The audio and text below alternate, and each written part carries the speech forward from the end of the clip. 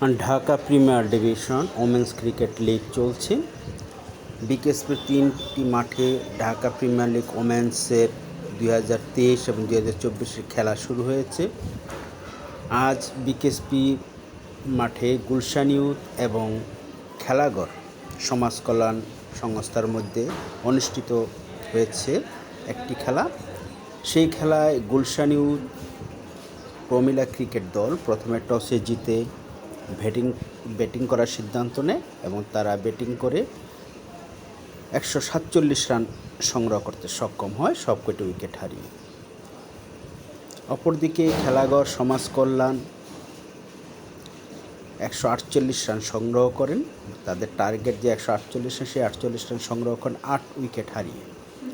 অর্থাৎ খেলাঘর সমাজ কল্যাণ সংস্থা আজকের ম্যাচটি 2 উইকেটে জয়লাভ করে।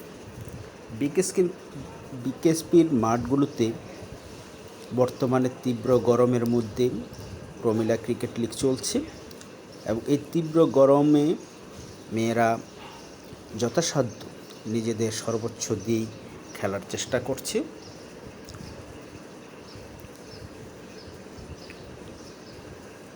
তীব্র গরমের একদিকে খেলোয়াড়, আম্পায়ার এবং যারা দায়িত্বরত আছেন তারা সবাই মোটামুটি একটা হাঁসফাঁস অবস্থার মধ্যেই আছেন। তার মধ্যেও মেয়েরা তাদের সাবলীল স্বাভাবিক খেলা পরিচালনার সর্বোচ্চ চেষ্টা করে যাচ্ছে। মূলত ঢাকা প্রিমিয়ার লিগ এই উমেন্স ক্রিকেট লিগটা সবসময় দেখা যাচ্ছে যে তীব্র গরমের মধ্যে অনুষ্ঠিত হচ্ছে, মে মাসে অনুষ্ঠিত হচ্ছে। ভবিষ্যতে এই খেলাটা আরেকটু এগিয়ে নিয়ে তাপমাত্রা প্রবণ মাসগুলোকে এড়িয়ে খেলাটা অনুষ্ঠিত করা যায় কি না সে ব্যাপারে চিন্তা ভাবনা করা যেতে পারে। আজকের এই খেলায় খেলাঘরের নুসরাত জাহান তিনি 41 রান সংগ্রহ করেন এবং 1 উইকেট নিয়ে প্লেয়ার অফ দ্য ম্যাচ নির্বাচিত হয়েছেন। ধন্যবাদ খেলাঘরকে।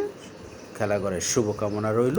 আজকের বিজয়ী দল খেলাঘর ভবিষ্যতে আরও ভালো খেলা উপহার দিবে এই কামনায় করিস।